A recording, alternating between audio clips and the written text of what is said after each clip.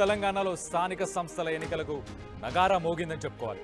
42% BC రిజర్వేషన్లతో ఎన్నికలు నిర్వహిస్తామని చెప్పేసి ప్రభుత్వం అయితే నోటిఫికేషన్ జారీ చేసింది. రిజర్వేషన్లను 50% మించొద్దంటూ సుప్రీంకోర్టు తీర్పును గతంలో కూడా ఇచ్చింది, మన అందరికీ తెలిసిందే. తెలంగాణలో 42% బీసీ రిజర్వేషన్లు మరి అమలు సాధ్యమేనా? కోర్టులో చెల్లదని తెలిసిన 42% రిజర్వేషన్లు ప్రకటించారంటున్నారు ప్రతిపక్షాలు. ఎవరిని మోసం చేయడానికి ఎన్నికల షెడ్యూల్ విడుదల చేశారని చెప్పేసి మండిపడుతున్నారు ప్రతిపక్షాలు. రిజర్వేషన్ల అంశంపై కోర్టు పరిధిలో ఉండగా నిర్వహించే ఎన్నిక చెల్లుతుందా మరి చెల్లదా? దీనిపై మనతో చర్చించడానికి మనతో పాటు మాన్వతా రాయ్ కాంగ్రెస్ నుంచి, అలాగే తాడూరి శ్రీనివాస్ ఆయన ఎక్స్ కార్పొరేషన్ ఎంబీసీ, అలాగే దాంతోపాటు జక్కుల లక్ష్మణ్ హైకోర్టు అడ్వకేట్, వీళ్ళు ముగ్గురు మనతో పాటు ఉన్నారు ఇవాళ. సో ఒక్కసారి చర్చించి తెలుసుకునే ప్రయత్నం చేద్దాం. అక్టోబర్ 9న స్టార్ట్ అయ్యి నవంబర్ దాకా సాగే 5 ఫేసెస్లో ఏదైతే ఇటు ఎంపీటీసీ, జెడ్పీటీసీ, గ్రామ పంచాయత్ అలాగే సర్పంచ్లకు సంబంధించిన ఎన్నికలన్నీ కూడా ఇప్పుడు షెడ్యూల్ చేస్తున్నారు. మరి దీంట్లో 42% ఎన్నికల రిజర్వేషన్ అమలు చేసే అవకాశం ఉందా లేదా? ఒక పక్కన మనం చూస్తే కనుక సుప్రీంకోర్టుకి సంబంధించి తీర్పులు ఉన్నాయి. ఆల్రెడీ కాన్స్టిట్యూషన్లోనే లిఖించబడి ఉంది రిజర్వేషన్లు 50% దాటకూడదని చెప్పేసి. కృష్ణమూర్తికి సంబంధించిన ఒక బెంచ్ కూడా గతంలో ఇచ్చిన తీర్పులు కూడా ఉన్నాయి. మరి అలాంటి వేళ ఇటు గవర్నర్ ఆమోదం లేకుండా మరి ఇది స్టాండ్ అవుతుందా లేదా, లీగల్లీ స్టాండ్ అవుతుందా లేదా అనేది ఒక్కసారి మాట్లాడి తెలుసుకునే ప్రయత్నం చేద్దాం. జక్కుల శ్రీనివాస్ గారు చెప్పండి, జక్కుల లక్ష్మణ్ గారు చెప్పండి, అసలు ఇది స్టాండ్ అయ్యే అవకాశం ఉందా? అంటే ఇక్కడ క్లియర్గా ప్రభుత్వం 42 బీసీలకు 42 రిజర్వేషన్ తీసుకురావడం అనేది మంచి పరిణామం అయినప్పటికీ, ఏదైనా కాన్స్టిట్యూషనల్కి సంబంధించిన ఇష్యూ చేసేటప్పుడు చట్టబద్ధత అనేది చాలా మానిటరీ లీగల్గా. ఇక్కడ ఎల్ఏ బిల్ అనేది 31st రోజు, ఆగస్టు 31 రోజు పంచాయతీరాజ్ చట్టానికి అమెండ్ చేసి గవర్నర్ దగ్గరకు పంపడం జరిగింది బిల్లుని. ఆ బిల్లు ఆమోదం పొందకుండా నిజంగా గవర్నమెంట్ చిత్తశుద్ధి ఉంటే, గవర్నమెంట్ లీగల్గా అంటే 42% రిజర్వేషన్ బీసీలకు అందియాలనుకుంటే గవర్నర్ దగ్గర బిల్లుని ఆమోదం పొందిన తర్వాత అప్పుడు ఎలక్షన్ నోటిఫికేషన్ జారీ చేస్తే దానికి చట్టబద్ధత వచ్చేది. అప్పుడు కోర్టులో కూడా అది నిలిచే అవకాశం ఉండేది కాదు. అంటే ఇక్కడ గవర్నర్ దగ్గర బిల్లు పెండింగ్ ఉండగానే ఎలక్షన్ నోటిఫికేషన్ ఇవ్వడము, అదేవిధంగా కొందరు సామాజిక వర్గానికి సంబంధించిన వ్యక్తులు హైకోర్టును ఆశ్రయించడము, అది పెండింగ్లో ఉండగానే ఎలక్షన్ నోటిఫికేషన్ రావడం అనేది కొద్దిగా అంటే తెలంగాణ ప్రజలని, బీసీ ప్రజలని కొద్దిగా గందరగోళానికి గురి చేసే అవకాశం మనకు కనబడుతుంది. అంటే మభ్యపెడుతుందా ఇప్పుడున్న ప్రభుత్వం? మభ్యపెట్టే ప్రయత్నం ఏమైనా చేస్తుందా? మానవతా రాయ్ గారు మీరు చెప్పండి. అసలు అంటే చెల్లుబాటు అవ్వే అవకాశం లేదు అని చెప్పేసి జక్కుల లక్ష్మణ్ గారు చాలా క్లియర్గా చెప్తున్నారు. గవర్నర్ ఆమోదం లేదు అంటే దీనికి అడ్డంకులు ఏమున్నాయి? అడ్డంకులు ఉన్నాయా లేవా? మీరేమనుకుంటున్నారు? అడ్డంకులు అంటే బీజేపీ పెద్ద అడ్డంకు, ఒక బీఆర్ఎస్ ఒక అడ్డంకు. అంటే కాంగ్రెస్కు, రాహుల్ గాంధీకి, రేవంత్ రెడ్డికి బీసీల్లో పేరు వస్తుంది, పేరు రావటం వాళ్ళకి ఇష్టం లేదు కాబట్టి రిజర్వేషన్లు అడ్డుకోవాలి. నిజంగానే చిత్తశుద్ధి ఉంటే అసలు ఈరోజు కోర్టు దాకా పిటిషన్లు ఎందుకు వేయాలి? ఇవాళ అస్త్రం మొత్తం బీజేపీ వాళ్ళ చేతిలో పెట్టినాం. గతంలో 2 బిల్లులు, ఉద్యోగాల్లో స్థానిక సంస్థల రిజర్వేషన్ అంశం రాష్ట్రపతి గారి దగ్గర ఉంది, పెండింగ్లో ఉంది. సుప్రీంకోర్టు ఏం చెప్పింది? తమిళనాడు బిల్లుల పెండింగ్ విషయంలో ఏ బిల్లు అయినా రాష్ట్రపతి కానీ గవర్నర్ గారు కానివ్వండి, వాళ్ళు కనీసం 3 నెలలు తొక్కిపెట్టాలి, నిలుపుదల చేసుకోవడానికి వీల్లేదు. 3 నెలలు దాటితే ఆ బిల్లు ఆమోదించినట్లు లెక్కే అని చెప్పింది ఒక పక్కన. అదేవిధంగా సరే వాళ్ళు ఆదివాసీ ఒక బిడ్డ అయి ఉండి బహుజనులకు 42% రిజర్వేషన్లు రాహుల్ గాంధీ, రేవంత్ రెడ్డి ఇస్తా అని చెప్పి తెలంగాణ మొత్తం దేశానికి ఆదర్శం కాబోతుందని రాహుల్ గాంధీ గారు రేవంత్ రెడ్డి గారిని అభినందించడం, ఇవన్నీ చూసిన తర్వాత వాళ్ళకి కడుపు మండుతుంది ఎట్లా సహసిద్ధంగా.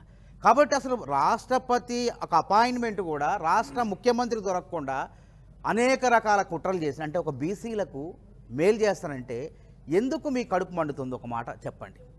ఇలా తమిళనాడును ఆదర్శంగా తీసుకోండి. అసలు ఒక్క మాట తెలంగాణ సమాజానికి గుర్తు చేస్తాను, మర్చిపోతారు కాబట్టి. ఈ దేశంలో బహుజనులకు 27% రిజర్వేషన్లు అమలవుతున్నది, అమలు చేసింది కాంగ్రెస్ ప్రభుత్వం. అదేవిధంగా కేంద్రీయ విద్యా సంస్థల్లో ఐఐటి, ఐఐఎం తర్వాత కేంద్రీయ విశ్వవిద్యాలయాల్లో 27% రిజర్వేషన్లు అమలు చేయడానికి కారణం కాంగ్రెస్ ప్రభుత్వం, సోనియా గాంధీ, మన్మోహన్ సింగ్. అదేవిధంగా ఎస్సీ ఎస్టీలు ఈరోజు రాజ్యాంగంలో రక్షణ కల్పించబడినటువంటి రిజర్వేషన్లు అమలు చేసింది కాంగ్రెస్ ప్రభుత్వం. అదేవిధంగా ఎస్టీ లంబాడీలను 75లో ఇందిరాగాంధీ గారు బీసీల్లో ఉన్న వాళ్ళ సామాజిక పరిస్థితులు ఆదివాసీలకు దగ్గరగా ఉన్నారని చెప్పి వాళ్ళని లంబాడీలని ఎస్టీ జాబితాలో చేర్చడం. అదేవిధంగా నిన్నగాక మొన్న రేవంత్ రెడ్డి గారు సుప్రీంకోర్టు అట్లా తీర్పియంగలోనే వెంటనే వెంటనే వర్గీకరణ, ఎస్సీలో వర్గీకరణ చేసి మాదిగల్లో సామాజిక వర్గాన్ని చేస్తే వాళ్ళు డాక్టర్లు, ఇంజనీర్లు అయ్యారు. ఈరోజు మొన్న ఎంబీబీఎస్ సీట్లు సాధించారు, ఇంజనీరింగ్ సీట్లు సాధించారు. అదేవిధంగా అణగారిన వర్గాల హక్కులను కాపాడాలని భాగీదారీ ఉద్యమాన్ని రాహుల్ గాంధీ గారు దేశవ్యాప్తం చేశారు. ఎంతమంది ఉన్నారో వాళ్ళకి అంత వాటా ఇవ్వాలి భాగీదారీ ఉద్యమం అంటే అని చెప్పి ఆయన ఒక సదుద్దేశంతో ప్రారంభించి కులగణన చేయాలి, జనగణనతో పాటు అంటే కుదరదన్నారు. దెబ్బకు దిగొచ్చి రాహుల్ గాంధీ దెబ్బకు దిగొచ్చి, రేవంత్ రెడ్డి గారు దెబ్బకు దిగొచ్చి ఇలా మేము కూడా కులగణన చేస్తామన్నారు, జనగణనతో పాటు కులగణన చేస్తామన్నారు. కాబట్టి నేను ఏమంటున్నా, వీళ్ళకి అవకాశం ఉంది. బీజేపీ తెలంగాణ ఇచ్చేటప్పుడు కాంగ్రెస్ పార్టీ కృషి ఉంది, అన్ని పార్టీల కృషి ఉన్నాయి. అదే బీజేపీ వాళ్ళు కూడా సుష్మా స్వరాజ్ గారు పార్లమెంట్లో వాదించారు. ఇప్పుడు బీసీలకు దేశవ్యాప్తంగా కాబోతుంది ఈ లొల్లి, ఈ గొడవ మొత్తం కూడా. రాహుల్ గాంధీ ఊరుకోడు. కాబట్టి బీజేపీ నాయకులారా చిత్తశుద్ధిని ప్రదర్శించండి, బీసీలకు న్యాయం చేసే అవకాశం మీకు వచ్చింది. ఇప్పుడు రాష్ట్రపతి దగ్గర ఇప్పుడే రేపో ఎల్లుండో ఎన్నికల 8వ తారీఖు కోర్టు లోపు ఆ బిల్లు ఆమోదిస్తే సమస్య ఉండదు. అసలు మేము 69% రిజర్వేషన్ తమిళనాడులో అమలవుతున్నావు పక్కన, దానికి అక్కడ అన్ని పార్టీలు ఏకమైపోయినాయి. అన్ని కులాలు లేవు, మతాలు లేవు, అన్ని రాజకీయ పార్టీలు అక్కడ ఉన్నటువంటి రిజర్వేషన్ల పెంపు కోసం, అంటే ఉద్యోగాలు స్థానిక సంస్థలు కాదు, స్థానిక సంస్థలు కూడా పెంచుకోవచ్చు. అక్కడ 69% రిజర్వేషన్లకు కారణం కాంగ్రెస్ ప్రభుత్వం అయింది. అవన్నీ ఏం చూసుకోలేదు. ఈరోజు మనమంతా ఏకతాటిపై వచ్చి కాంగ్రెస్ ప్రభుత్వానికి ప్రతిపక్షాలన్నీ కూడా సహకరించే విధంగా రాష్ట్రపతి దగ్గర ఎందుకు ఆమోదించకూడదు? తెలంగాణ బిల్లుకు సహకరించినట్లే ఈ 42% ఆమోదించే విధంగా రాష్ట్రపతి దగ్గర ఎందుకు ఒత్తిడి తేకూడదు? అసలు మీ చేతిలో ఉంది కదా అస్త్రం. ఇప్పుడు పేరు మాకా మీకా ముఖ్యం కాదు, బీసీలు బాగుపడాలి, బీసీలు ఎదగాలని ఆలోచించండి. ఇంకా ఎంతకాలం ఈ సంకుచిత మనస్తత్వాన్ని ఆలోచిస్తారు మీరు? కాంగ్రెస్ పార్టీ ఈ దేశంలో అణగారిన వర్గాలకు అందలాలు ఎక్కించింది ఇప్పటివరకు. ఎస్టీలకు బీసీలకు ఈ అవకాశం కాంగ్రెస్కి ఇస్తారా? మళ్ళీ మీరు చేయకపోతే మేము చేస్తాం. బరాబర్ ఈ యొక్క ప్రారంభమైంది, ఈ యొక్క ఆందోళన అనేది, ఉద్యమం అనేది ప్రారంభమైంది. ఈ అవకాశం తెలంగాణలో ఇలా ఏం చెప్పుకుంటారు మీరు? మా పాత్ర కూడా ఉందని చెప్పుకుంటారు. నిజంగానే బీసీల బిల్లులో మీ పాత్ర ఉందని చెప్పుకోవాలంటే భవిష్యత్ తరాలు బీసీలు మిమ్మల్ని క్షమించాలంటే వెంటనే రాష్ట్రపతి దగ్గర ఉన్న బిల్లును ఆమోదించండి సార్, అది వదిలిపెట్టండి రాష్ట్రపతి దాకా. మళ్ళీ ఆర్డినెన్స్ చేసి 285 చట్టాన్ని, పంచాయతీరాజ్ చట్టాన్ని మేము చేసి గవర్నర్ దగ్గర పంపించినాం. ఒక జీవో ద్వారా చేసుకుంటాం అంటే దాన్ని దొక్కి పెట్టారు. నేనేమంటున్నా, ఇట్లే ఉంటాయి పురాణాల్లో. బీజేపీ వాళ్ళకి అర్థమయ్యే భాషలో నేను చెప్తున్నా, పురాణాల్లో మహర్షులు లోక కళ్యాణం కోసం తపస్సు చేస్తుంటే కొంతమంది దెయ్యాలు, రాక్షసులు ఆ దీక్షను భగ్నం చేసినట్టే ఇలా రేవంత్ రెడ్డి తెలంగాణ రాష్ట్రాన్ని, అదేవిధంగా బీసీలకు 42% రిజర్వేషన్లు ఇచ్చి మేలు చేయాలని ఒక తపస్సు చేస్తుంటే ఆయన తపస్సుకు భంగం కలిగించే విధంగా ఒక రాక్షసుల్లాగా ప్రవర్తించడం, పైశాచిక ఆనందం పొందడం ఎంతవరకు సబబో ఒక్కసారి ఆలోచన చేసుకోవాలి, ఆత్మపరిశీలన చేసుకోవాలి. తెలంగాణ సమాజం, బీసీ సమాజం మిమ్మల్ని గుర్తిస్తుంది. ఇందులో పేరు మీకా మాకా కాదు, బీసీలు ఎదగాలి, బీసీలు అభివృద్ధి చెందాలి. స్వతంత్రం వచ్చిన తర్వాత అసలు తొలి కమిషన్ మేము వేసినాం. ఆ కమిషన్ లోపభూయిష్టంగా ఉంటే, బీసీల సంఖ్య అనుగుణంగా లేకపోతే దాన్ని తోసిపుచ్చడం జరిగింది. సరైన విధానం కాదు, ఈ విధానంలో బీసీలకు ముందుకు పోలేమని చెప్పి నెహ్రూ గారు తర్వాత మళ్ళీ అన్ని వర్గాలకు రిజర్వేషన్లు ఇచ్చుకుంటూ వస్తే ఇలా బీసీలకు ఆ నోటికాడ ముద్దలు లాగే ప్రయత్నాలు చేయడం రాజకీయ పబ్బం కోసం ఇది మంచి పద్ధతి కాదు. ఆరోగ్యకరమైన రాజకీయాలు ఇవి కాదు. తమిళనాడు చూసి నేర్చుకోండి. తమిళనాడు రాజకీయ నాయకులందరూ ఒత్తిడి చేస్తే పివి నరసింహారావు తెలుగు బిడ్డ, కాంగ్రెస్ ప్రధానమంత్రి, కాంగ్రెస్ ప్రభుత్వం 9వ షెడ్యూల్లో చేర్చిండు. ఇవాళ మీరు తలుచుకుంటే 9వ షెడ్యూల్లో చేర్చొచ్చు. కాబట్టి ఈ కుటిల రాజకీయాలు మానుకోండి. ఈ కాంగ్రెస్కు పేరు వస్తుందా, మీకు వస్తుందా, ఇంకోటికి వస్తుందా కాదు. బీసీలు ఈ దేశంలో, ఈ రాష్ట్రంలో ఎదగాలని చెప్పి మనస్ఫూర్తిగా కోరుకోమని చెప్పి వాళ్ళకి సూచిస్తున్నా. రైట్ మానవత రాయ్ గారు, మనం ఒక్కసారి తాడూరి శ్రీనివాస్ గారితో మాట్లాడే ప్రయత్నం చేద్దాం. తాడూరి శ్రీనివాస్ గారు, మీరు బీసీ కార్పొరేషన్కి మీరు వర్క్ చేస్తున్నారు కాబట్టి బీసీల గురించి కానీ, వాళ్ళకున్న నెసెసిటీస్, వాళ్ళకున్న అవసరాల గురించి కానీ మీకు ఆల్రెడీ నాలెడ్జ్ ఉంటుంది కాబట్టి, సో మీరు చెప్పండి, కాంగ్రెస్ తీసుకున్న డెసిషను లేకపోతే కేంద్రం తీసుకోవాల్సిన డెసిషన్ మొత్తం మీద అయితే ఇప్పుడు 42% రిజర్వేషన్ ముందుకు తీసుకొచ్చారు. కానీ ఎంతమంది ఉన్నారు బీసీలు? 46% ఉన్నారా, 52% ఉన్నారా? జనగణన జరిగిన తర్వాత ఈ డెసిషన్ తీసుకోవాలా? మీ అభిప్రాయాన్ని చెప్పండి సార్. నా అభిప్రాయం పొలిటికల్ రాజకీయ నాయకుడి ప్రసంగం లాగా కాకుండా, లేదా మానవతారాయ్ గారు పేరు బాగుంది, గొంతు బాగుంది, గొంతు జించాడు, బీజేపీని తిట్టడానికి ఉపయోగించుకున్నాడు తప్ప ఓబీసీలకు ఏమాత్రం ఉపయోగం కాలే ఇప్పుడు వారు 5 నిమిషాల ప్రసంగంలో. నేను ఏం చెప్తా ఉన్నా, మీరు అడిగిన ప్రశ్న ఈ రోజు మూడ్ పాయింట్, మమ్మల్ని డిబేట్కి పిలిచింది ఏంటంటే కోర్టులో జీవో నెంబర్ 9 కోర్టులో వేశారు. కాంగ్రెస్ పార్టీ కామారెడ్డి డిక్లరేషన్ 42% అమలు అవుతుందా, అమలు కాదా? కాంగ్రెస్ ఇప్పటికీ నేను చెప్తా ఉన్నాను, ఆన్ ది ఫ్లోర్ వారు బీజేపీ నిందిస్తా ఉన్నారు. బయట ఏం మాట్లాడినాం, ఏం ప్రసంగాలు ఉన్నాయి, అవన్నీ అనవసరం అండి. ఈరోజు కాంగ్రెస్ బీజేపీ ఇవన్నీ కాదు. ఒక ఓబీసీ నాయకుడిగా మానవతరాయ్ గారు కూడా సోషల్లీ అట్రాసిటీస్ ని ఎదుర్కొన్న కమ్యూనిటీస్ మనం వచ్చిన వాళ్ళు ఆ రకంగా ఒక పార్టీకి మొత్తం కొమ్ముగాసు ఇంకో పార్టీలను తిట్టడానికి ఉపయోగించుకోవడం కాదు. ఇప్పుడు రియల్ గా మన అందరం కార్యోన్ముఖులమై ఎలాగా ఈ ఓబీసీలకి ఈ ఫలితాలు అందుతాయి అనే విధంగా మన చర్చలు ఉండాలి. రెండో విషయం నేను ఏం చెప్తా ఉన్నా అంటే, కాంగ్రెస్ పార్టీ కామారెడ్డి మేనిఫెస్టోలో మా మానవతరాయ్ గారు బుక్ ఉంటే చూడాలి అక్కడ. సో వారు ఏమన్నారంటే 42% రిజర్వేషన్ లోకల్ బాడీ ఎన్నికలలో కేటగరైజేషన్ చేస్తూ ఇస్తామన్నారు. కేటగరైజేషన్ అంటే బీసీ, ఎంబీసీ, సంచార జాతులకు కూడా మేము ఆ రకంగా వెసులుబాటు కల్పిస్తాం. కింద ఇప్పటి వరకు చట్టసభల ముఖం చూడనటువంటి కులాలు అనేకం ఉన్నాయి, 100కు పైగా కులాలు ఉన్నాయి. ఓన్లీ 3-4 కులాలు మాత్రమే అసెంబ్లీలో ఎంటర్ అవుతున్నాయి. లోకల్ బాడీస్ లో కూడా సర్పంచ్ గా కూడా ఎన్నిక కానటువంటి కులాలు ఈ దేశంలో, ఈ రాష్ట్రంలో ఉన్నాయి. ఈ మాట వాస్తవం. వారికి న్యాయం జరగాలి, పరిపాలనలో భాగస్వామ్యం కలగాలి. వారి సమస్యలు అక్కడ పంచాయత్ సమితి కావచ్చు, లేదా మండల ప్రజా పరిషత్ కావచ్చు, జిల్లా ప్రజా పరిషత్ కావచ్చు, అసెంబ్లీ కావచ్చు, పార్లమెంట్ కావచ్చు, వీరి సమస్యలు చర్చింపబడాలంటే ఆ వర్గాల నుంచి వచ్చినటువంటి నాయకులు వారి బాధలు ఏంటో తెలుస్తాయి కాబట్టి వారు చక్కగా ఉపయోగించుకోగలుగుతారు. ఉదాహరణకి మీకు రేవంత్ రెడ్డి గారు ముఖ్యమంత్రి అయినారు, గతంలో కేసీఆర్ గారు ముఖ్యమంత్రి అయినారు. అయితే ఏమైంది, వారి సామాజిక వర్గానికి ఈ రోజు 43 మంది ఎమ్మెల్యేలు రేవంత్ రెడ్డి గారి సామాజిక వర్గానికి చెందిన వాళ్ళు రాగలిగినారు. వారు మంత్రి పదవులలో కూడా ఓబీసీలకు 2 ఇచ్చి మిగతా అన్ని తన సామాజిక వర్గానికి ఇచ్చుకోగలిగినాడు. అది ప్రెరగేటివ్, ముఖ్యమంత్రి గారి అధికారం. నామినేటెడ్ చైర్మన్లు కూడా ముఖ్యమంత్రి గారి ఇన్ఫ్లుయెన్స్ తో ఈ రోజు 100 నియామకాలు జరిగితే దాంట్లో 90 వారు తన సామాజిక వర్గానికి ఇచ్చుకున్నారు. గతంలో కేసీఆర్ గారు కూడా అదే చేశారు. సో ఈవెన్ ఫోకల్ అధికారుల యొక్క అపాయింట్మెంట్స్ ఉంటాయండి. సో వాళ్ళు మీకు ఉదాహరణకు చెప్తే, ఇప్పుడు ఇంటెలిజెన్స్ ఐజీ ఉంటుంది, ఇప్పుడు ఈయన శివధర్ రెడ్డికి ఇచ్చారు, ఆయనేమో ప్రభాకర్ రావుకి ఇచ్చుకున్నారు. ఆనాడు అడ్వకేట్ జనరల్ ఆయనేమో రామచంద్రరావు అని తన సామాజిక వర్గానికి ఇచ్చుకున్నాడు. ఈ రోజు తన సామాజిక వర్గానికి చెందిన ఆయనకు ఇక్కడ అడ్వకేట్ జనరల్ గా ఇచ్చుకున్నాడు రేవంత్ రెడ్డి గారు. అంటే పరిపాలనలో మరి ముఖ్యమంత్రి స్థానంలో ఈ రకంగా ఉంటుందా అనేది బీసీల యొక్క సంశయం. అంటే ఆ పదవిలో కనుక మేము వస్తే మేము కూడా ఆ రకంగా అన్ని పోస్టులు మా వాళ్ళకు వస్తాయేమో, ఈ ఏదైతే ఆర్థికంగా, ఎడ్యుకేషన్ గా అనేక అట్రాసిటీతో గురవుతున్నటువంటి ఇవన్నీ కూడా సమసిపోతాయేమో, ప్రజల యొక్క రెస్పెక్ట్, మన్నన కూడా ఈ పదవులలోకి వస్తే ఆ కులాలకు కూడా రెస్పెక్ట్ పెరుగుతుందండి.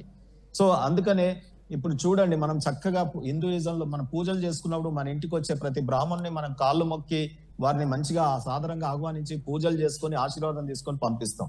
ఆ కులంలో పుట్టినటువంటి ప్రతి బ్రాహ్మణుడికి చిన్నైనా పెద్దయినా, బీదవాడైనా, ఉన్నోడైనా, అందమున్నా లేకపోయినా, చదువున్నా లేకపోయినా మనం రెస్పెక్ట్ ఇస్తాం టువర్డ్స్ దట్ కమ్యూనిటీ.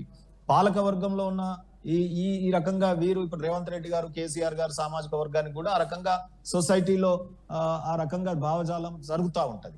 కాబట్టి దీంట్లో ఓబీసీలు ఏ రకంగా వస్తారనేది ఒక ఓబీసీ పుట్టిన బిడ్డగా నేను అనుభవించిన బాధలు, రాజకీయ రంగంలో నేను లాయర్ని కాబట్టి ఆ రంగంలో నా ప్రొఫెషన్ లో జరిగినటువంటి అనేక సంఘటనల మీద నుంచి నేను ఈ భావజాలానికి రావడం జరిగింది.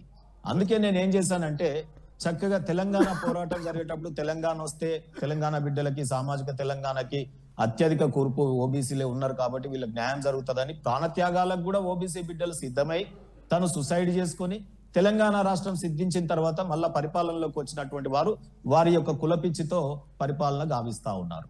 రెండవది, ఇప్పుడు మేము ఎందుకు ఈ నిర్ణయం, వారు అంటా ఉన్నారు బీజేపీని అనేక, ఆయన మానవతరాయ్ మాట్లాడిన ప్రతి సెంటెన్స్ లో మమ్మల్ని దోషిగా నిలబెడుతున్నారు. ఇవాళ అసెంబ్లీలో మీరు తెచ్చిన బిల్లుకి మాకు టెక్నికల్ గా అనేక ఇబ్బందులు వస్తాయి అని తెలిసి కూడా మీకు ఆన్ ద ఫ్లోర్ సపోర్ట్ చేయడం మాకు తప్ప. మేము కుప్పిగంతులు వేసాము, బీఆర్ఎస్ లెక్క వాకౌట్లు చేయడమో, లేకపోతే మీరు చేసిన గణనలో పార్టిసిపేట్ చేయకపోవడమో. కేసీఆర్ గారు, కేటీఆర్ గారు, హరీష్ రావు గారు పార్టిసిపేట్ చేయలేదు. మేము పార్టిసిపేట్ చేసిన వాళ్ళని కూడా ఆయన ఏ రకంగా నిందిస్తాం? ఇది కలుపుకపోయే తత్వమా? ఓబీసీల పక్షాన అఖిలపక్ష పార్టీలను కలుపుకొని ఆలోచనలు తీసుకొని చేసేటటువంటి ప్రయత్నమేనా ఇది? ఓబీసీలు హర్షిస్తారా?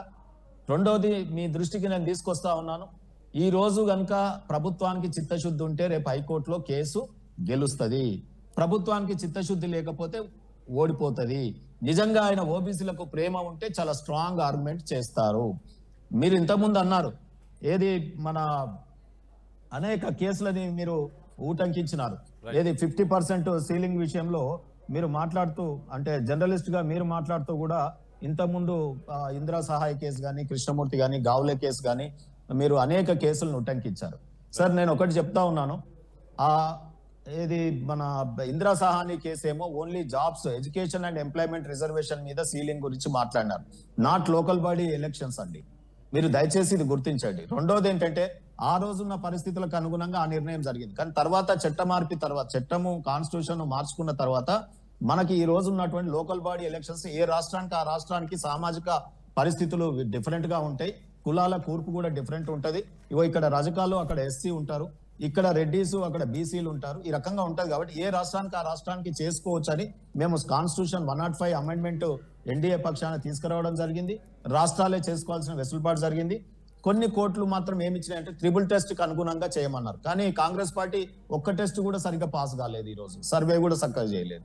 సో నేనేమంటున్నానంటే ఈ రోజు మీ ప్రకటనలు మెట్రో పిల్లర్ల మీద లేకపోతే ఒక బస్ స్టాండ్ లో ఉన్నాం అనుకోండి, ఇప్పుడు సెక్రటరేట్ ఉంది ఆడ ఉన్నాము, ఫ్రీ వైఫై సెక్రటరేట్ పనుల మీద వచ్చిన ప్రజలారా ఫ్రీ వై వాడుకోండి అని చెప్పి ఒక బోర్డు పెడతారు. అది చూసి నేను కొడితే నాకు వైఫై కనెక్టే కాదు అంటే ఇలా ప్రచారం ఓబీసీలకు 42% ఇచ్చేసినట్టు, ఇంకా ఎవడో అడ్డం పడ్డట్టు ఈ రకంగా మాట్లాడుతూ ఏదో అంటే పొలిటిసైజ్ చేయడానికి మాత్రమే ఈ ఎన్నికలలో గెలుపు కోసమే తీసుకొచ్చిర్రా. దీన్ని బట్టి తెలుస్తుంది కదా, మీరు మాట్లాడే మాటలను బట్టి తెలుస్తుంది కదా ఎంత స్వార్థ చింతనతో ఓబీసీలని ఒక ఎరగా వేసి ఒక గాలాన్ని వేసి చేపలు పట్టే విధంగా ఓట్లను తన్నుకోపోయే విధంగా మీరు వ్యవహారం చేస్తున్నట్టు ఇప్పుడు చెప్పకనే బయటపడ్డది ఈ ప్రసంగంలో.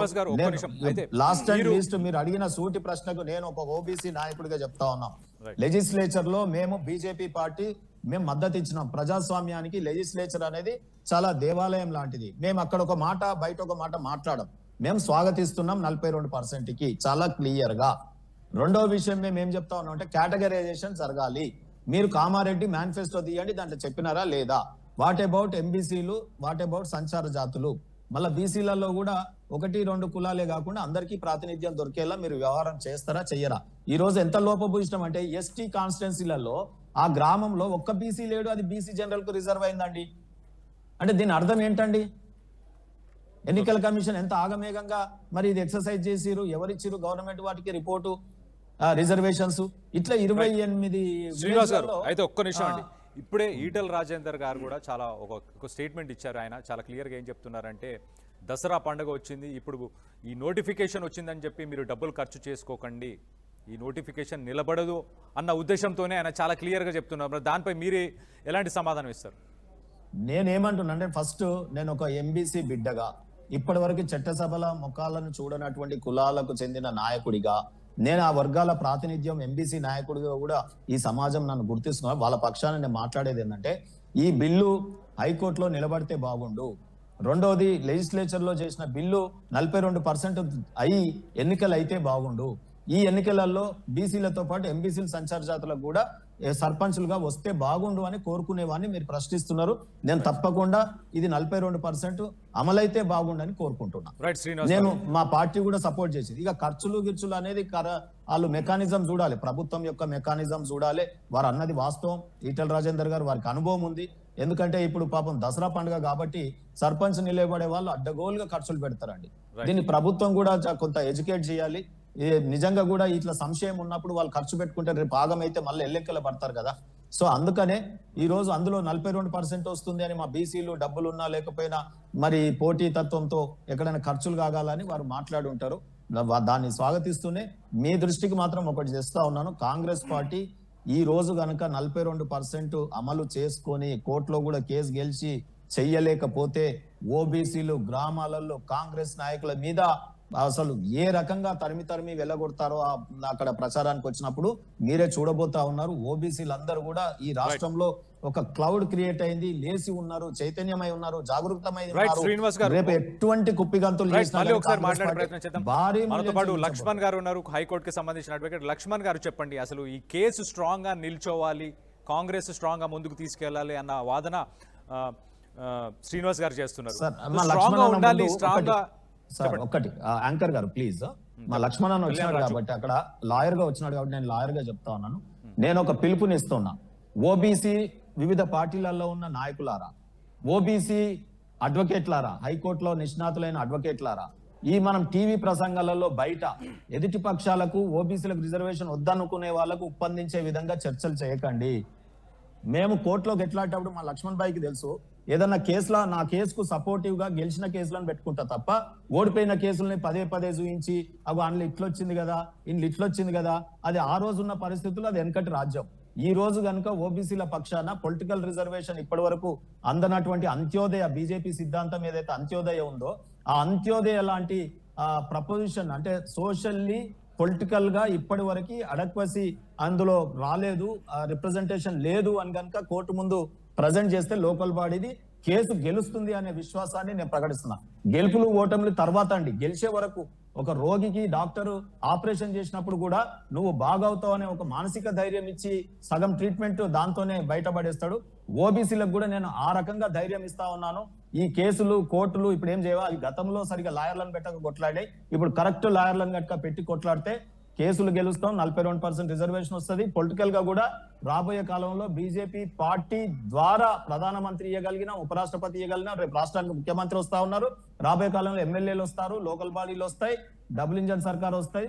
ఈ రెండు రకాలుగా పార్టీ విధానాలు మారాలి, రాజకీయ పార్టీ విధానాలు ఈ రకంగా బీజేపీ లాగా ఉండాలి, కోర్టులలో కూడా ఆ రకంగా వాదన ఉండాలని కోరుకుంటున్నాను. రైట్ శ్రీనివాస్ గారు. అయితే లక్ష్మణ్ గారు మీరు చెప్పండి, అయితే బీసీలకి మంచి లాయర్లను పెట్టి గనక కొట్లాడితే కనుక గవర్నమెంట్ సాధించుకునే అవకాశం ఉందని చెప్పి శ్రీనివాస్ గారు చెప్తున్నారు. మంచి లాయర్లు అంటే ఏంటి, అంటే మంచి వాదన అంటే ఏంటి, అసలు ఆ వ్యత్యాసం ఏంటి, అసలు మంచిగా వాదించాలంటే స్ట్రాంగ్ పాయింట్స్. ప్రభుత్వము మంచి అనేది లాయర్లందరూ మంచోలే, ప్రభుత్వానికి చిత్తశుద్ధి ఉండి కొట్లాడాలి. బీసీలలో కూడా చాలా గొప్ప లాయర్లు ఉన్నారు. బీసీలలో కూడా ఇప్పుడు నేను బీసీ అడ్వకేట్ జక్లో లక్ష్మణ్ బీఆర్ఎస్ పార్టీ కేసులను లీడ్ చేస్తున్నాను. అదేవిధంగా శ్రీనివాస్ సార్ అన్నట్టు మొదటి బీసీ అడ్వకేట్ జనరల్గా కేసీఆర్ గారి ప్రభుత్వం ప్రసాద్ గారు నియమించింది సార్.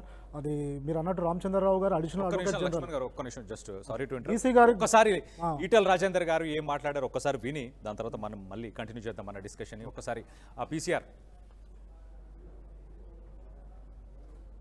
నుంచి ఒక మంత్రి గారు, రెవెన్యూ మంత్రి గారు పొంగులేటి శ్రీనివాసరెడ్డి గారు అన్నారు, 8వ తారీఖు నాడు కోర్టు డిసిషన్ తర్వాతనే మేము ఎన్నికల నోటిఫికేషన్ ఇస్తామని చెప్పింది. అంటే ఎక్కడో కాడ మీరు చేసింది తప్పనేటువంటి విషయం మీ అంతరాత్మకు తెలుసు.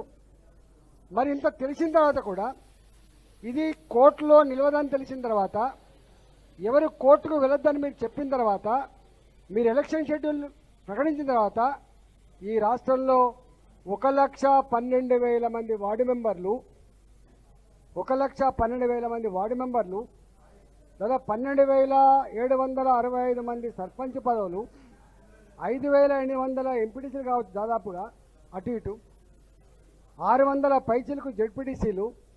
నేను అంటున్న వీళ్ళందరూ దాదాపు ఒక 5 లక్షల మంది పోటీ చేయాలి. ప్రతి వార్డులో 2-3 పోటీ పడతారు, అంటే వాళ్ళు 3 లక్షల మంది అవుతారు. ప్రతి సర్పంచ్కి 2-3 పోటీ పడతారు, వాళ్ళు 50,000 మంది అవుతారు. ఎంపీటీసీలు కూడా అట్లే పోటీ పడతారు, వాళ్ళు 20-30,000 మంది అవుతారు. అంటే ఇన్ని లక్షల మంది గ్రామీణ ప్రాంతాల్లో పోటీ చేస్తున్నప్పుడు ఒక వార్డు మెంబర్ కూడా ఇంతో అంతో ఖర్చు పెట్టుకోవాల్సి వస్తుంది. మనం ఎంత చెప్పినా ఓటుకు నోటు ఇవ్వద్దు అని ఎంత చెప్పినప్పటికి కూడా, డబ్బులు ఖర్చు పెట్టద్దని చెప్పి స్టాట్యూటరీగా రాసి పెట్టినప్పటికి కూడా, ఎన్నికల నిబంధనలు ఉన్నప్పటికి కూడా, ఎన్నికల కమిషన్ ఫ్లెక్సీల మీద రాసి పెట్టినప్పటికి కూడా గ్రామీణ ప్రాంతాల్లో దావతులు కామన్ అవుతాయి, ఎన్నికల సమయంలో డబ్బులు ఖర్చు పెట్టడం కామన్ అవుతాయి. మా బాధలు ఏంటంటే మీరు షెడ్యూల్ ప్రకటించి గ్రామీణ ప్రాంతాలలో ఎక్కడికక్కడ నేను వార్డు మెంబర్కి పోటీ చేయాలి, నేను సర్పంచ్కి పోటీ చేయాలి, నేను ఎంపీటీకి పోటీ చేయాలని చెప్పి అనుకుంటోళ్ళు ఏం లేదా అని చెప్పి ఇప్పుడే కూర్చోబెట్టి దావతులు ఇచ్చే పరిస్థితికి వస్తే, డబ్బులన్నీ ఖర్చు పెట్టిన తర్వాత ఇవాళ అసలే దసరా పండుగ, అసలే బతుకమ్మ పండుగ, నిన్న మీరు షెడ్యూల్ ఇచ్చిండ్రు, నిన్న నుంచెల్లే ఉత్సాహం మొదలైంది. ఒకవేళ వీళ్ళు కనుక డబ్బులన్నీ ఖర్చు పెట్టుకుంటే దీని బాధ్యులు ఎవరు? మీరు బాధ్యులు ఎవరు చెప్పండి. అందువల్ల దయచేసి మీరు ప్రభుత్వ పరంగా చెప్పాల్సింది ఏంటంటే, మీరే ప్రెస్ మీట్ పెట్టి మీకు 8వ తారీఖు వరకు కోర్టులో ఆర్గ్యుమెంట్స్ ఉన్నాయి కాబట్టి కోర్టు డిసిషన్ వెలువరించిన తర్వాత ఎలక్షన్ నోటిఫికేషన్ ఇచ్చిన తర్వాతనే మీరు ఎన్నికల సమాయత్తం కమ్మని చెప్పాలి తప్ప మీరు ఆధారాబాధగా ఇట్లు ఇచ్చి వాళ్ళు అనుకుంటారు పాపం ఎన్నికల షెడ్యూల్ అంటేనే ఎన్నికలు డిక్లేర్ అయిపోయినాయి అని అంటున్నారు. ఇవాళ మొత్తం రిజర్వేషన్లు ఇదొచ్చింది అదొచ్చింది అని చెప్పి ఆతృత పడుతున్నారు. కాబట్టి ప్రభుత్వం ఇంత పెద్ద గంభీరమైన విషయాన్ని బీహార్ ఏం జరిగిందో చూసిన తర్వాత, మహారాష్ట్రలో కూడా ఏం జరిగిందో చూసిన తర్వాత తెలంగాణ ప్రజానికాన్ని వంచకూడదని చెప్పి మనవి చేస్తున్నాం. మేము ఇట్లా మాట్లాడుతున్నామంటే మేము దేనికి వ్యతిరేకం కాస్తున్నా, మేము మళ్ళీ చెప్తున్నాం. మీరు తీసుకున్న 42% రిజర్వేషన్లని భారతీయ జనతా పార్టీ సంపూర్ణంగా సపోర్ట్ చేసింది. అసెంబ్లీలో కౌన్సిల్లో మేము కూడా సపోర్ట్ చేస్తూ ఉన్నాం, దాంట్లో ఎక్కడ డౌట్ లేదు. మేమేం బీసీలకు వచ్చేటువంటి దాన్ని మేము కావాలని కోరుతున్నాం. రెండోది కూడా కోరుతున్నాం, 2 ఏళ్ళు అవుతుంది వల్లకాడుగా మారిపోయినాయి. కాబట్టి తప్పకుండా ఇవాళ ఎన్నికలు తొందర నిర్ణయించడమే కాదు నిర్వహించమని చెప్పి కూడా కోరుతా ఉన్నాం తప్ప ఇలా మాట్లాడే వాళ్ళ మీద బురదలుడు ఈటల రాజేందర్ గారు ఇట్లయితుందా అట్లయితుందా అని చెప్పి వీళ్ళని దాడి చేసే ప్రయత్నం బంద్ చేసుకొని మీరు నిజాయితీగా మీ అంతరంగం ప్రకారంగా ప్రజలకు ఒక సూచన చేయి, వాళ్ళకు ఒక మార్గదర్శనం ఇవ్వాలని చెప్పి నేను డిమాండ్ చేస్తున్నాను.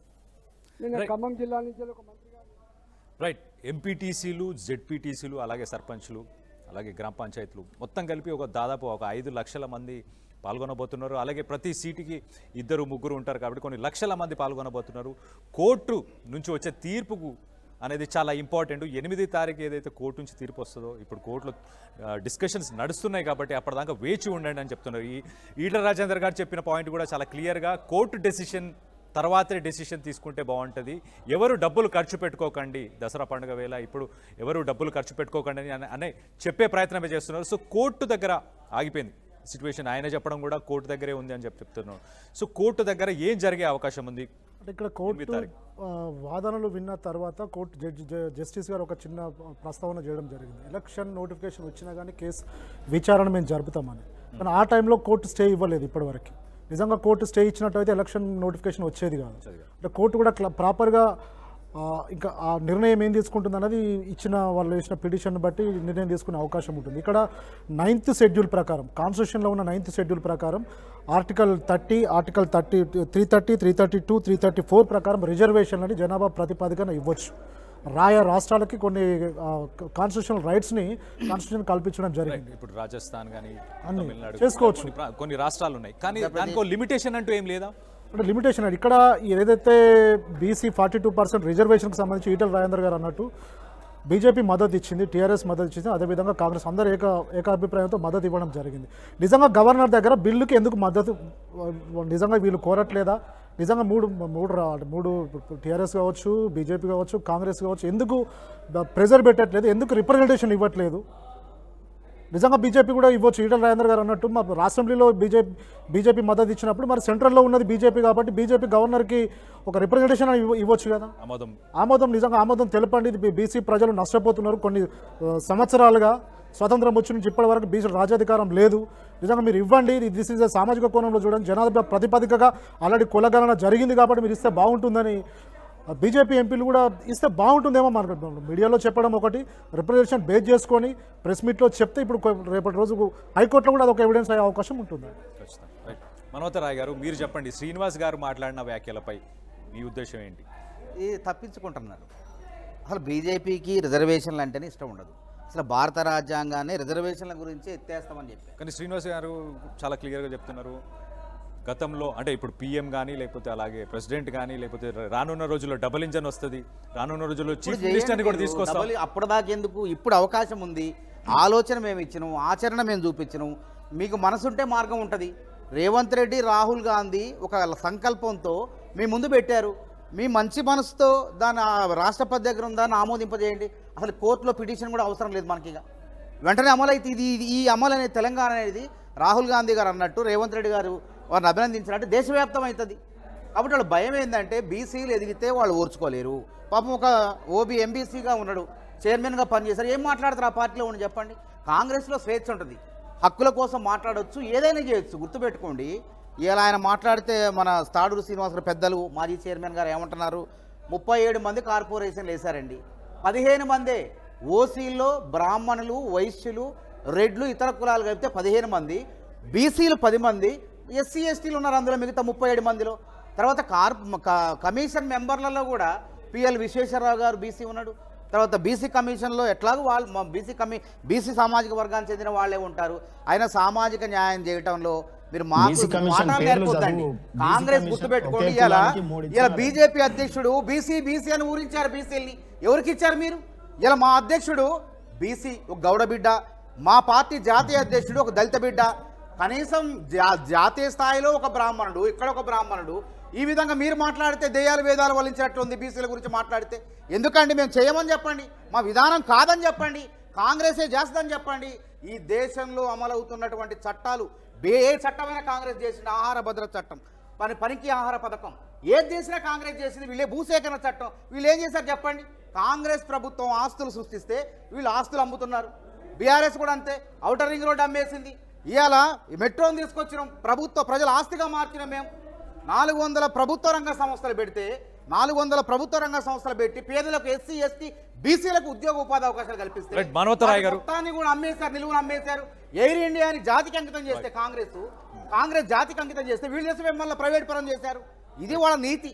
కాబట్టి రిజర్వేషన్ వర్గాలు ఎదగొద్దు, వీళ్ళ ఉద్దేశం అది. బీసీలు పైకి రావద్దు, మేము వాళ్ళ పైనుండి పెత్తనం చేయాలా. ఇది బీజేపీ యొక్క కపట నీతి.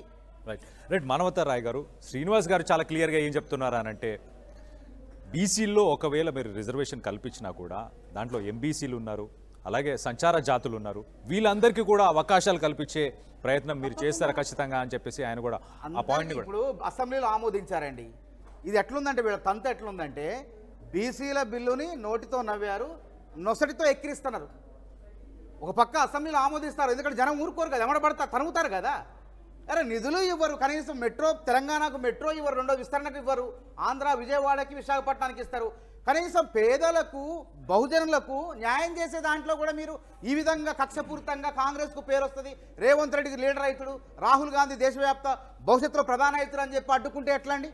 ఇది ప్రభుత్వాలు, మీకు అవకాశం ఉంది, కేంద్ర ప్రభుత్వంలో 11 ఏళ్ళుగా అధికారంలో ఉన్నారు, ఈ మంచి పనులు చేయండి. కనీసం ఇప్పుడు మీరు తెలంగాణ ఎట్లాగూ కాకినాడ తీర్మానంలో ఇవ్వలేకపోయారు, మీరు ఒక ఓటు 2 రాష్ట్రాలు అన్నారు, ఇవ్వలేకపోయి మేము ఇచ్చేసినాం. కనీసం మీకు మంచి అవకాశం వచ్చింది, బీసీలకు మేలు చేసే సదవకాశం వచ్చింది. ఇక్కడ రాజకీయాలు బంద్ చేయండి. అవసరం తమిళనాడు, పదే చెప్తున్నా, తమిళనాడులో లాగా అన్ని పార్టీలు ఏకమవ్వండి.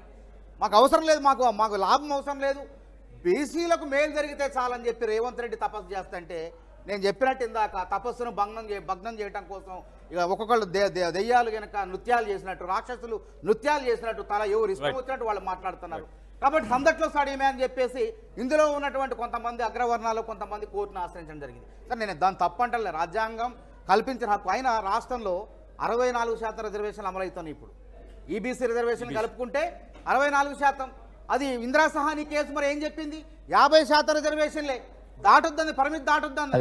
కాబట్టి ప్రభుత్వాలకు మనసుంటే మార్గం ఉంటుంది, రాష్ట్ర ప్రభుత్వానికి మనసుంది, కేంద్ర ప్రభుత్వానికి మనసుంటే 42% బీసీలు, తమిళనాడులో 69% రిజర్వేషన్లు అమలై 9వ షెడ్యూల్లో చేర్చినట్టు ఈ తెలంగాణలో కూడా రిజర్వేషన్ 9వ షెడ్యూల్లో చేర్చండి. మీకు మనసు లేదు, బీసీలు అంటే ప్రేమ లేదు, ఇక్కడ కూర్చొని ఉత్తమ మాటలు మాట్లాడటం వల్ల ప్రయోజనం లేదు. మా తాడూరు సీనన్న బీసీ అయ్యిండు కూడా మనసు లోన బాధపడతాడు, పైకి మాత్రం బీజేపీ నాయకుల్ని ప్రసన్నం చేసుకోవడం కోసం. రైట్ శ్రీనివాస్ గారు మీరేమంటారు? సార్, వారు చెప్పిన వాటికి నేను 4-5 విషయాలు చెప్పినారు. ఒకటి, గాంధీ భవన్ మేము ప్రెసిడెంట్ ఇచ్చినాం, ముఖ్యమంత్రి పదవి మాత్రం ఆ సామాజిక వర్గానికి ఇచ్చినాం. అంటే మా మహేష్ అన్నకి ఓబీసీ బిడ్డకి ఏమి ఇచ్చిర్రు? సేవాదళ కర్ర ఇచ్చిర్రు, ఒక టోపీ ఇచ్చిర్రు, గాంధీ భవన్ గోడలు దుమ్ము దులుపమన్నారు. సెక్రటరియట్ ఫైళ్ళ దుమ్ములు మాత్రం మీరు రేవంత్ రెడ్డి దుమ్ముతారు. సో అది కదా, ముఖ్యమంత్రి పదవి ఇవ్వాలి కదా. మా లెక్క ప్రధానమంత్రి పదవి ఇచ్చినట్టు మీరు ప్రధానమంత్రి కాగలుగుతారా? అయితే ఒక నిమిషం, నేను డిస్టర్బ్ చేయలే మానవతరాయ్ గారు, ప్లీజ్. నేను కావాలని డిస్టర్బ్ చేయలేదు, మళ్ళీ నా దాంట్లో చేయొద్దని, నా దాంట్లో చేయొద్దనే నేను డిస్టర్బ్ చేయలేదు. మళ్ళీ నేనేమంటున్నా, అయితే గీతే వాళ్ళ ముత్తాత అయినాడు, వాళ్ళ రాహుల్ గాంధీ నాయనమ్మ అయింది, వాళ్ళ నాయన అయిండు, వాళ్ళ అమ్మ యూపీఏ చైర్పర్సన్ అయింది, రేపు వస్తే గీస్తే రాహుల్ గాంధీ ప్రియాంక గాంధీ అవుతారు కాదు. నెవర్ ఒక ఓబీసీ బిడ్డ కాదు. ఈ రోజు ఒక ఎంబీసీ బిడ్డ ఇవాళ ప్రధానమంత్రి 3 సార్లు, బీజేపీ దిల్దార్ పార్టీ కాబట్టి 3 సార్లు ప్రధానమంత్రి కాగలిగింది. ఒక ఉపరాష్ట్రపతి పదవిని ఇచ్చినాం, మీరు ఇచ్చిర్రా మీ హయాంలో ఉపరాష్ట్రపతి పదవిని బీసీలకి? లేదు. మీరు ఎప్పుడన్నా మీరు ఇచ్చిన ముఖ్యమంత్రులు బీసీలకు ఎంతమంది, మేము ఎంతమంది? ఇలా మండల్ సూచించిన విధంగా 27% క్యాబినెట్ మినిస్టర్స్ ఉన్నారు. రేవంత్ రెడ్డి గారిని ఎవరన్నా ఆపిర్రా? ముఖ్యమంత్రి గారి అది పవర్ కదా, ఎవరిని పడితే వాళ్ళని ముఖ్యమంత్రిని చేసుకునే పవర్, దీంట్లో ఎవరేం చేసేది ఉండదు. ఇక రెండో విషయం, మా రాహుల్ గాంధీ గారి ఆలోచనల మేరకు రేవంత్ రెడ్డి గారే చెప్పినారు. రాహుల్ గాంధీ చెప్పినాడు, నేను చేసిన. అంటే ఈయనకు చిత్తశుద్ధి లేదు, ఈయనకు చేయాలని లేదు, తెలంగాణక సామాజిక కూర్పు అనేది ఈయనకు లేదు. ఆయన చెప్పినాడు, ఆయన ఆదేశించాడు, ఈయన పాటించాడు. కానీ అదే రాహుల్ గాంధీ గారు కర్ణాటకలో మరి ఏం ఆదేశించినారు అంటే, పాతది సిద్ధరామయ్య ఓబీసీ ముఖ్యమంత్రిగా ఉండి సర్వే చేసింది వద్దన్నాడా? ఇవాళ దాన్ని మూసేసి అన్ని కోట్ల రూపాయలు ఖర్చు చేసి దాన్ని కాదని కథం పట్టించే ఆ కమిషన్ రిపోర్ట్ ని ఇవాళ మళ్ళీ కొత్త కమిషన్ వేసి చేయబోతే మళ్ళీ వాళ్ళ నాయకులు అడ్డం పడుతున్నారు విత్ ఇన్ ది పార్టీ, అందులోనే మినిస్టర్లు, ఎమ్మెల్యేలు. దీని మీద మీరు చెప్పండి, ఏం మాట్లాడగలుగుతారు? ఇక మీరు తమిళనాడు మోడల్ అంటున్నారు. అంబాశంకర్ వేసి వాళ్ళ 21 మంది ఆఫీసర్లను, ఐఏఎస్ ఆఫీసర్లను వేసి మరి అక్కడ ట్రిపుల్ టెస్ట్ కి అనుగుణంగా సర్వే ఆ రోజులలోనే, ఆ రూల్ లేనప్పుడే, కాన్స్టిట్యూషన్ లో ఆ ప్రొవిజన్, ఆ చట్టము రానప్పుడే చేసిరు వాళ్ళు. అందుకు వాళ్ళు సక్సెస్ అయినారు. మరి ఆ రోజు షెడ్యూల్ 9 లో పెట్టినప్పుడు తమిళనాడుని మరి ఆయలనే మీరు ఆంధ్రప్రదేశ్ ఎందుకు పెట్టలే? మీరు ఆయలనే మిగతా రాష్ట్రాలను ఎందుకు పెట్టలే? అన్ని రాష్ట్రాలలో ఇట్లా గొడవ కాగాలని ఆ రోజే షెడ్యూల్ 9 ని మీరు ఎందుకు పగడ్బందీగా చేయలే? న్యాయస్థానాలు ఓబీసీలో పోతే ఇటువంటి ఒక్క జడ్జిమెంట్ అన్న ఓబీసీల ఫేవర్ కి వస్తుందా? ఇయ్యాల మీరు పరిపాలనలో చేసిన చట్టాలు మాకు ఏవి అనుకూలంగా లేవు. అందుకే రేపు సెన్సస్, మోడీ గారు చేసే రేపు సెన్సస్ ఏదైతే ఉంటుందంటే, కేంద్ర ప్రభుత్వం చేసే సెన్సస్ అయిన తర్వాత ఓబీసీలకు పకడ్బందీగా ఒక ఆర్టికల్ 370 లాగా, ఒక సిఏఏ లాగా, ఒక సిటిజన్షిప్ యాక్ట్ లాగా అనేక ఇట్లా మళ్ళీ ఎవరు వచ్చినా శ్రీనివాస్ గారు రాయ్ గారు చెప్పేది, మానవతా రాయ్ గారు చెప్పేది ఒకటే పాయింట్ ఏంటంటే, మీరు కేంద్రంలో ప్రభుత్వంలో ఉన్నారు, మీ చేతిలోనే ఉంది కదా, మీరు గవర్నర్ కి ఒక రిప్రజెంటేషన్ ఇవ్వచ్చు కదా, మీరే కాన్స్టిట్యూషన్ రాజ్యాంగ సవరణ అవసరం ఉంటే మీరే చేయొచ్చు కదా అన్న పాయింట్ ని ఆయన వ్యక్తపరుస్తున్నారు. కళ్యాణ్ గారు మీరు ఒక జర్నలిస్ట్, సమాజానికి చాలా విలువైన పోస్ట్ అది. ఆయన ఒక లీడరు, రేపో మాపో చట్టసభలో అడుగు పెట్టాలనుకున్న మానవతరాయ్ గారు, అక్కడ ఒక హైకోర్టు అడ్వకేట్ ఉన్నాడు, నేను ఒక అడ్వకేట్ని. పిల్లలకి ఏం బోధించాలండి? వన్స్ ఒకసారి ప్రెసిడెంట్ గా కానీ, గవర్నర్ గా కానీ, స్పీకర్ గా కానీ అపాయింట్మెంట్ అయితే వారు పార్టీని డిటాచ్ అవుతారు, ఇండిపెండెంట్ గా వ్యవహారం చేస్తారనేది మన పిల్లలకు బోధిస్తా ఉన్నాం. మన భారత పౌరులకి లెసన్స్ ఆ రకంగా ఉన్నాయి, వారు ఆ రకంగా వ్యవహారం చేయాలి. అయితే కాంగ్రెస్ వాళ్ళు చేసినట్టు మేము దుర్వినియోగం చేయాలన్నా? ప్రెసిడెంట్ ని, గవర్నర్ ని, స్పీకర్ ని ఇప్పుడు మన తెలంగాణ స్పీకర్ చేస్తున్నట్టు మేము చేయాలా? లేదు, ఒక్క నిమిషం మానవతరాయ్, మీరు డిస్టర్బ్ చేస్తున్నారంటేనే ఎక్కడో నా మాటలు మీకు గుచ్చుకుంటున్నాయి కాబట్టి మీరు బెబ్బే అంటున్నారు, మధ్యలో బెబ్బే అంటున్నారంటే అదే. మరి రెండోది నేనేమంటున్నా అంటే, ఈ రోజు కళ్యాణ్ గారు చెప్పండి, వారు లీగల్ ఫ్రెటర్నిటీ ఉంటుందండి. గవర్నర్ గారు ఏ సంతకం పెట్టే పోయే ముందు అటువంటి పదవుల్లో నువ్వు కూర్చున్నా, నేను కూర్చున్నా చాలా జాగ్రత్తగా మనం వ్యవహారం చేస్తాం. ఓ ప్రెసిడెంట్ గారు, ఓ గవర్నర్ గారు వ్యవహారం చేసేటప్పుడు శ్రీనివాస్ గారు రాయ్ గారు చెప్పేది ఏంటంటే, మీరు రిప్రజెంటేషన్ లిఖితపూర్వకంగా ఇవ్వండి, సభాపరంగా ఇవ్వండి, అంతేకాని మీరు గవర్నర్ కి డైరెక్ట్ గా ఇన్ఫ్లుయెన్స్ చేయండి, మ్యానిపులేట్ చేయండి అని అనట్లేదు, అంతేనా? ఒక్క నిమిషం అండి. ఇప్పుడు ఫ్లోర్ ఆఫ్ ది హౌస్ అన్ని పార్టీలు ఉంటాయండి ప్రజాస్వామ్యంలో. ఫ్లోర్ ఆఫ్ ది హౌస్ ఒక బిల్లు చేసి పంపిస్తారు, అది శాసన మండలికి పోతుంది, ఆ మండలి నుంచి గవర్నర్ పోతుంది. గవర్నర్ గారు ఏదైనా ఒపీనియన్ అడిగితే ప్రెసిడెంట్ కి పోవచ్చు, లేదా వారు డైరెక్ట్ గా ఇవ్వచ్చు, లేదా వాళ్ళు లాయర్లతో చేసి రేపు టైం బౌండ్ లక్ష్మణ్ అక్కడ ఉన్నాడు అనుకుంటా ఆ రోజు కోర్టులో, మరి ఆన్లైన్ అనుకుంటుంది. సో ఆ రోజు జడ్జిలు చాలా క్లియర్ గా 285A స్ట్రైక్ డౌన్ కాకుండానే మీరు ఎందుకు ఉరుకులాడిరు అనేది ఒక ప్రశ్న వచ్చింది. రెండో ప్రశ్న ఏమన్నారంటే, ఒక బీసీ పరిపాలిస్తే తప్పేంది, ఒక వేరే కులస్తులు పరిపాలిస్తేనే మంచిగా ఉంటది, వీళ్ళు పరిపాలిస్తే మన చెడు ఉంటుందా అనే ఇంకో క్వశ్చన్. బీసీలకు పాజిటివ్ గా, స్టే ఇవ్వకపోవడం బీసీలకు పాజిటివ్ గా. అదే రకంగా గవర్నర్ గారిది ఇంకొక వారం అయితే టైం అయిపోతుంది, 3 నెలలు. It's deemed to be accept కదా ఈ చట్టము, మరి అప్పటిదాకా వెయిట్ చేయొచ్చు కదా. ఒకవేళ court local body elections court చెప్పింది కాబట్టి మేము చేస్తున్నాం తొందరపడి, ఇది ఆర్టికల్ 73, 74 ప్రకారం అని అనుకుంటే మేము దాన్ని అనుమతిస్తామని చెప్పి కూడా కోర్టు చెప్పింది. మరి ప్రభుత్వం యొక్క చిత్తశుద్ధి ఎక్కడ ఉంది చెప్పండి మీరు? ఇప్పుడు నేను ఎందుకు లీగల్ గా ఒక లాయర్ గా ఇక్కడ ఆర్గ్యుమెంట్ ఎందుకు చేయట్లేదంటే, నిజంగా లాయర్ని నేను కోర్టులో చూసుకుంటా, లేకపోతే మా లాయర్ మిత్రులు ఎవరు పోరాడుతున్నారో అక్కడ మా తరపున వాళ్ళకి మేము బీసీలు గెలిచే విధంగా, ఓబీసీలకు 42% వచ్చే విధంగా కాంగ్రెస్ ను చూసి కాదు, ఇక్కడ మాకు బీసీల పక్షాన మేము బీసీల పక్షపాతిగా అక్కడ వ్యవహారం చేస్తాం. కాంగ్రెస్ పార్టీ చేసిన తప్పులు ఏమైనా ఉంటే కూడా ఈ రోజు మేము కొంత మేరకు ఓబీసీలకు న్యాయం జరగాలనే ఆవేదనతో మేము ఇవాళ కాంగ్రెస్ పార్టీని నిందించట్లేదు ఈ క్రూషియల్ పీరియడ్ లో. 2 రోజుల తర్వాత ప్రజలే తెలుసుకుంటారు, ఓబీసీలే తెలుసుకుంటారు. రేపు ఏ రకమైన తీర్పు వస్తుంది, ఈయన అమలు పరచడా. ఒక లాస్ట్ ఒక్క లైన్ మీకు చెప్తాను కళ్యాణ్ గారు, ఇది బాగా వినండి సామాన్య ప్రజల కోసం మీ ఛానల్ ద్వారా. ఏంటంటే భువనగిరిలో పెద్ద గుట్ట ఉంటదండి. వెనకట మా తాత ఏం చెప్పిండంటే, ఒకడు వచ్చిండట, వచ్చి అక్కడ ఆ గుట్ట చుట్టూ ఉన్న వాళ్ళందరికీ ఈ గుట్టని నేను మోస్తా అని అంటే, వాళ్ళు ఏదైనా వింత చేస్తాడేమో, మెజిషియన్ ఏమో, లేకపోతే నిజంగానే ఎత్తాడేమో, పైల్వాన్ ఏమో అనుకున్నారు. ఆయన ఏం కండిషన్ పెట్టిండంటే, ఈ గుట్ట నేను ఎత్తుతా గానీ 2 ఏళ్ళు నాకు బాగా మేపండి, ఇంత బిర్యానీ పెట్టండి, యాటలను కోయండి, కోళ్ళను కోయండి, ఈ రకంగా చెప్పినాడు. సో ఆ రకంగా మొత్తం హై ప్రోటీన్ ఫుడ్ తిని ఒక పైల్వాన్ లాగా బలిసిండు. 2 ఏళ్ళు రానే వచ్చినాయి. అప్పుడు మా తాత చెప్పినట్ట, వీడు లంగా దొంగ, అసలు ఈయన మొయ్యలేడు, ఇది ఎవరి ద్వారా సాధ్యం కాదు, సో ప్రజల్ని ఏమారుస్తున్నాడు అని చెప్తే ఎవరు వినలే ఆ టైంలో. ఆయన చేస్తా అంటే ఎత్తుతా అంటుడు, ఎత్తనే రాదు, నీకేం పోతుంది అని అన్నారు. అట్లనే ఈ రోజు 2 ఏళ్ళు వచ్చినాయి, మేపిన తర్వాత బలిసిన తర్వాత గుట్ట ఎత్తురాబోయే అని అంటే, మీరు ఎత్తుతా అన్నది నిజమే, మీరు మేపింది నిజమే, ఆ గుట్టను మీరే ఎత్తి నా ఈప్ మీద పెట్టండి, అప్పుడు నేను మోస్తా. మీరు కామారెడ్డిలో డిక్లరేషన్ ఇచ్చేటప్పుడు 2 ఏళ్ల తర్వాత గవర్నమెంట్ లో అన్ని మీరు అనుకూలంగా మారిన తర్వాత ఈ రోజు మమ్మల్ని ఎందుకు చేస్తలేరు బీజేపీ అని అడుగుతున్నారు. మేము చేస్తాం, రేపు మా గవర్నమెంట్ వచ్చినాడు, ఇక్కడ అక్కడ వచ్చినాడు తప్పకుండా మీ సహకారం లేకుండా చిత్తశుద్ధితో పనిచేస్తాం మేము. సో ఆ రకంగా ఉండాలి కదా. ప్రకటించండి మరి. ఇప్పుడు అర్థమైందా మీకు కళ్యాణ్ గారు? ఎవరు మాటించారు, ఎవరు చేయాలి, రాయ్ గారు చెప్పండి దానికి సమాధానం. మీరు కామారెడ్డిలో కెపాసిటీతో చెప్పారు, ఏ లాయర్లు చెప్పినందుకు చెప్పారు, ఎట్లా చేస్తామని చెప్పారు, మేము ఇచ్చి తీరుతామని ఈ రోజు కూడా. ఇప్పుడు ఎందుకో కోట్ల, మరి రేపు కంపల్సరీ ఎలక్షన్స్ అయితే మీరు భయపడకండి అని చెప్పి విశ్వాసం ఎందుకు కల్పిస్తలేరు? బయటకు వచ్చి ప్రెస్ మీట్లు ఎందుకు పెడతలేరు చెప్పండి మీరు. ఇప్పుడు మానవతరాయ్ గారు మాట్లాడేటప్పుడు కూడా పబ్లిక్ సెక్టార్ పొలిటికల్ చర్చకు పోతున్నారు. ఓబీసీలకు రేపు ఎన్నికలు అవుతాయని ఒక మాట చెప్పు, ఖచ్చితంగా 42% తో రేపు ఇచ్చిన షెడ్యూల్ ఏదైతుందో అది అమలైపోతుంది అని ఒక మాట విశ్వాసాన్ని కల్పించు. నేతి బీరకాయలో నెయ్యి ఉండదు, బీజేపీ పార్టీలకు రిజర్వేషన్లు ఇవ్వడం ఇష్టం ఉండదు.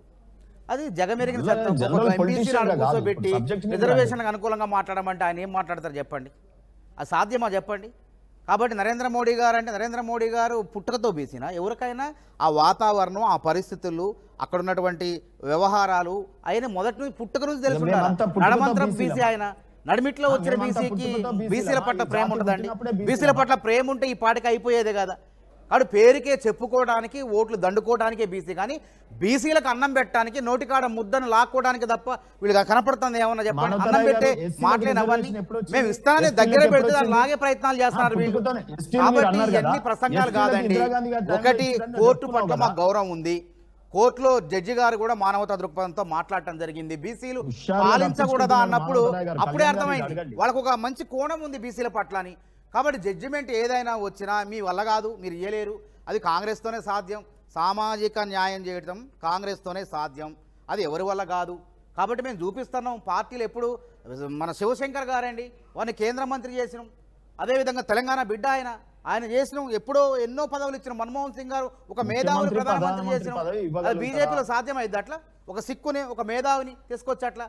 కాబట్టి వీళ్ళు ఏంటంటే వాళ్ళ సిద్ధాంతాలు ఎట్లుంటాయంటే, వాళ్ళ సిద్ధాంతాలు ఎప్పుడు కూడా మనువాదం తప్ప మనుషులనేవాళ్ళు ఎదగొద్దు. వాళ్ళ మనువాదం పేరుతో వాళ్ళే ఎదగాలి, వాళ్ళే ఉండాలి. ఆచారాలు సాంప్రదాయాల పేరుతో మనుషుల్ని ఎదగనేయద్దు, పీఠాలకు దూరం చేయాలి. ఇదే వాళ్ళే పీఠాధిపతులకు ఉండాలి, వేరే వాడు రావద్దు అనేది వాళ్ళ దృక్పథం. కాబట్టి కాలం మారింది. మన తాడూరి గారు, కాలం మారింది. ఈ జరగబోయే కాలంలో బహుజన రాజ్యం రాబోతుంది. ఆ బహుజన రాజ్యానికి ఆద్యుడు రాహుల్ గాంధీ, ఆ బహుజన రాజ్యానికి ముందు అడిగేసిన వాడు రేవంత్ రెడ్డి. అందుకే ఏమంటున్నారు ఇలా బీసీలే రేవంత్ రెడ్డిని రేవంత్ గౌడ్ అంటున్నారు, రేవంత్ యాదవ్ అంటున్నారు, రేవంత్ నాయి అంటున్నారు, రేవంత్ రజిక అంటున్నారు, రేవంత్ ముస్లింలు రేవంత్ ఖాన్ అనుకుంటున్నారు, రేవంత్ మాది వర్గీకరణ చేస్తే రేవంత్ మాదిగ అంటున్నారు, మాలలు రేవంత్ మాల అంటున్నారు, రేవంత్ శాలివాహన్ అంటున్నారు. కాబట్టి చూసి మీరు తట్టుకోలేకపోతున్నారు. బీసీలు అంటున్నారు, ఎవరో కాదు. ఎందుకంటే ఒక అగ్రవర్ణాల్లో ఉండి, ఒక రెడ్డి సామాజిక వర్గంలో ఉండి ముందడుగేస్తున్న రేవంత్ రెడ్డిని చూసి, రేవంత్ రెడ్డి ప్రతి సమాజంలోని వ్యక్తి మావోడు అని చెప్పి అణగారిన వర్గాల భోజనాలు అనుకుంటుంటే, వీళ్ళేమో మంచి చేయమంటే కీడు చేసే ప్రయత్నం చేస్తారు, శుభం పలకమంటే అపశుభం పలుకుతారు. ఇదేనండి మీరు రాయ్ గారు. కళ్యాణ్ గారు. రైట్, లక్ష్మణ్ గారు చెప్పండి. శ్రీనివాస్ సార్, నాకు కూడా అంటే మానవతన్న ఇట్లా చెప్పిన తర్వాత ఒకటి అనిపించింది. టీఆర్ఎస్ గవర్నమెంట్ ఉన్నప్పుడు కేసీఆర్ కొన్ని బిల్లుల విషయంలో పెండింగ్లో బిల్లులు ఉన్నప్పుడు రాష్ట్ర ప్రభుత్వం కావచ్చు, కన్సర్న్ డిపార్ట్మెంట్స్ కావచ్చు, హైకోర్టును ఆశ్రయించిన సందర్భం మనం చూసినాం. నిజంగా ఇప్పుడు బిల్లు పెండింగ్ ఉన్నప్పుడు ఈ ప్రభుత్వం నిజంగా హైకోర్టును ఎందుకు ఆశ్రయించలేదు? మీరు ఏ గ్రౌండ్ మీద మీరు బిల్లులు పెండింగ్ పెడుతున్నారు? ఎందుకు మీరు యాక్సెప్ట్ చేయట్లేదు? ఎందుకు యాక్సెప్ట్ చేస్తున్నారు? అసలు డిలే కావడానికి రీజన్ అనే దాని మీద కూడా ప్రభుత్వం హైకోర్టుకు వచ్చిన తర్వాత నోటిఫికేషన్ ఇస్తే బాగుంటుందని ఒక అడ్వకేట్గా నా అభిప్రాయం అండి. ఇప్పుడు భారత రాజ్యాంగంలో 16(4) ప్రకారం 243(d)(t) ప్రకారం పంచాయతీలో కానీ స్థానిక మున్సిపాలిటీలో కానీ రిజర్వేషన్లు పెంచుకునేటువంటి వెసులుబాటు ఉంది. అయినప్పటికీ ఇవన్నీ కాదండి, తమిళనాడు ఒక ప్రభుత్వం, తెలంగాణ కాంగ్రెస్ ప్రభుత్వం, అక్కడ డిఎంకే. క్వశ్చన్ ఏంటంటే నేను చెప్పేది వినండి, ఒకరే నన్ను చెప్పండి లక్ష్మణ్ గారు. తమిళనాడు ఒక ప్రభుత్వం 10 బిల్లులు పెండింగ్ పెడితే సుప్రీంకోర్టుకు పోయారు. సుప్రీంకోర్టు ఏం జడ్జిమెంట్ చెప్పిందండి? బిల్లులు ఆమోదించినట్టే 3 నెలల కన్నా మించి దాచిపెడితే బిల్లులు ఆమోదించినట్టే పాచిపోతాయి, దాచిపెడితే పాచిపోతాయి, ఏం ప్రయోజనం? కాబట్టి దాచిపెడితే ఆమోదించినట్టే అని చెప్పింది. కాబట్టి మేము అదే ఆ సూత్రాన్ని ఆసరా చేసుకొని సుప్రీంకోర్టు ఉందిగా మా ముందు. ఒకవేళ హైకోర్టు విచిత్రం చూడండి, జీవో రాకముందునే హైకోర్టు పరిగెత్తారండి, ఎంత దారుణం చూడండి. అంటే బీసీలకు మేలు చేస్తుంటే అంటే జీవో దియ్యక ముందే పరిగెడితే కోర్టు చివాట్లు పెట్టింది. మళ్ళీ జీవో వచ్చిన తర్వాత మళ్ళీ పోవడం జరిగింది. ఒకటండి, ఏది ఏమైనప్పటికీ బీసీలకు న్యాయం చేయటంలో 42% రిజర్వేషన్లు, విద్యా ఉద్యోగాలు ఇవ్వటంలో రేవంత్ రెడ్డి సర్కారు, కాంగ్రెస్ ప్రభుత్వం ఎందాకైనా పోతే అది మాత్రం గుర్తుపెట్టుకోండి. రైట్ రాయ్ గారు, థ్యాంక్ యూ. లక్ష్మణ్ గారు thank you. Sridhar garu thank you for giving us time. ఆర్టీవీకి టైం ఇచ్చినందుకు థ్యాంక్ యూ. అండ్ బీసీలకు న్యాయం చేయడానికి ఏం చేస్తే బాగుంటుంది అనేది మీరు అందరూ కూడా కింద కామెంట్ రూపంలో తెలియపరచండి. బీజేపీ కావచ్చు, ఇటు కాంగ్రెస్ కావచ్చు, అలాగే బీఆర్ఎస్ కావచ్చు, వీళ్ళందరూ కలిసికట్టుగా ఎలాగైతే తమిళనాడులో 69% రిజర్వేషన్లు సాధించారో అలాంటి రిజర్వేషన్ ఇక్కడ సాధించడానికి ఎలాంటి స్టెప్స్ తీసుకోవాలి పార్టీ నుంచి కానీ లేకపోతే ప్రభుత్వం నుంచి కానీ ఎలాంటి స్టెప్స్ తీసుకోవాలన్న దాని గురించి కింద కామెంట్ రూపంలో తెలియపరచండి. Thank you.